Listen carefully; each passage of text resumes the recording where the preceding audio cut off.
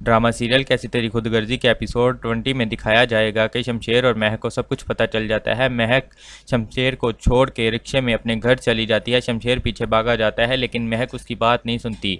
महक अपने घर चली जाती है। महक अपने बाप के गले लग के रोने लगती है तो महक के वालिद पूछते हैं कि क्या हुआ है। महक कहती है कि आपको चलते हुए देखकर मेरी आंखों में आंसू आ गए।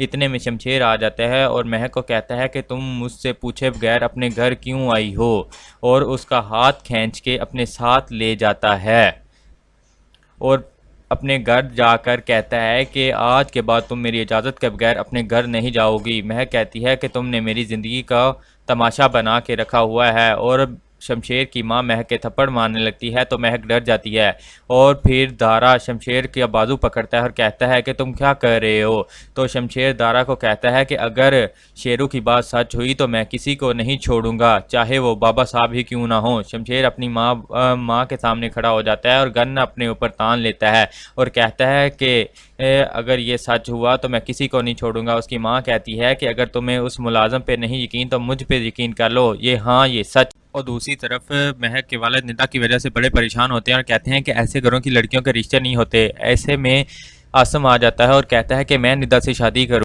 और फिर दिखाया जाएगा कि सब इकट्ठे हो जाते हैं और बाबा साहब कहते हैं कि मैं अब भी चाहूँ तो इस लड़की को मरवा सकता हूँ। और शमशेर कहता है कि नहीं बाबा साहब, अब ऐसा नहीं हो सकता, कोई इसकी तरफ हाथ भी उठाएगा तो मैं हाथ काट दूंगा। बाबा साहब शमशेर के थप्पड़ मारते हैं और शमशेर गुस्से में महक को लेकर घर से चला जाता है।